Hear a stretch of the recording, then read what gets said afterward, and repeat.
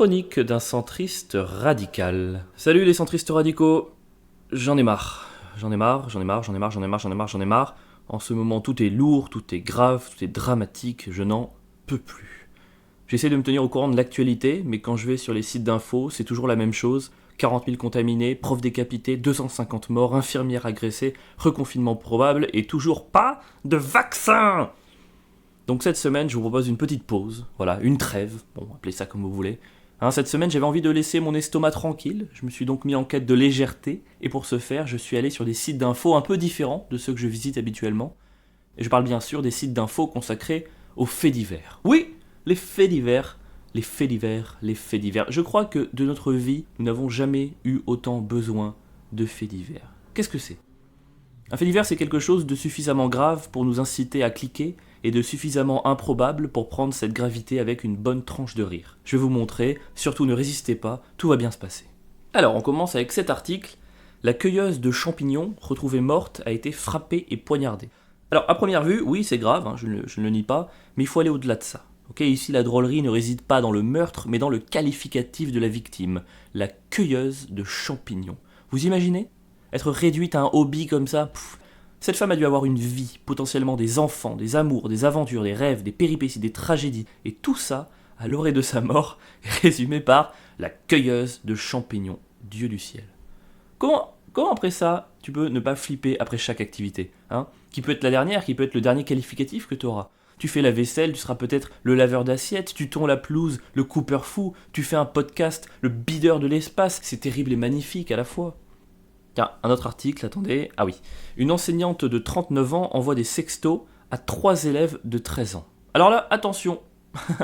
Attention, je vois déjà venir toute la conversation. Moi qui dis stylé, certains ou certaines d'entre vous qui répondent c'est pas stylé, c'est du viol. Moi qui réponds c'est très grave. Moi qui marque une petite pause et qui rajoute mais quand même un peu stylé, non ? Les autres qui s'énervent. Bref. Je veux pas aller au bout de ce débat stérile, étant donné que la réponse réside forcément quelque part entre la gravité extrême et le style. Centriste radical un jour, centriste radical toujours. Non, en revanche, ici, on peut s'amuser de la coïncidence mathématique.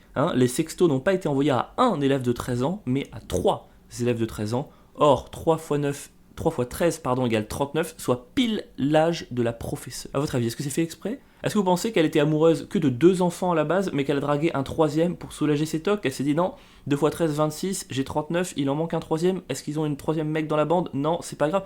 J'en sais rien, mais la réponse m'obsède, quoi. Enfin, le fait est que j'aurais bien aimé être cet élève de 13 ans, mais bon, elle a été virée. Au revoir, Natacha. Allez, une dernière, parce que ça passe vite, Putain, c'est dingue, quand on s'amuse comme ça. On termine avec le simple mais efficace. Christiane a reçu 209 coups de couteau. Déjà, Christiane, c'est un peu marrant, non ?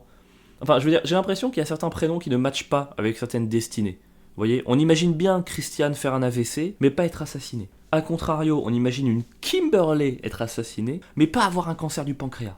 Bernard peut avoir un cancer du pancréas, mais difficilement faire un AVC. Vous voyez, tout se recoupe, c'est presque du Hitchcock. Puis surtout 209 coups de couteau, quoi. 209. Alors, adressons nos respects au légiste, qui a dû les compter. Peut-être qu'il s'est endormi au milieu, vu le nombre. Peut-être qu'en fait, chaque métier a sa manière de s'endormir. Peut-être qu'en fait, les moutons, à la base, sont destinés qu'à l'éleveur, et lui seul. Peut-être qu'un boulanger s'endort en comptant les baguettes. Je sais pas, à vérifier. Si vous avez des infos, je les veux bien en commentaire. Une pensée également pour le poignet du tueur, qui doit aujourd'hui être endolori de manière assez conséquente. Et moi, tout ça me fait poser une question. Pourquoi 209 coups de couteau ? Enfin, on peut raisonnablement estimer que la victime était morte max au 9e. Vraiment, maximum. Les 200 consécutifs étaient-ils réellement nécessaires ? Et si oui, franchement, respect. Cette Christiane avait vraiment un sacré système immunitaire. Ça vous a fait du bien ou pas ? Je sais pas, moi ça me fait du bien, donc je me suis dit que peut-être ça aurait le même effet sur vous. Après, peut-être qu'on n'est pas fait de la même manière. Pardonnez-moi si c'était maladroit, j'essayais juste de vous redonner un peu le sourire. Le centriste radical a cette obsession de la satisfaction mesurée.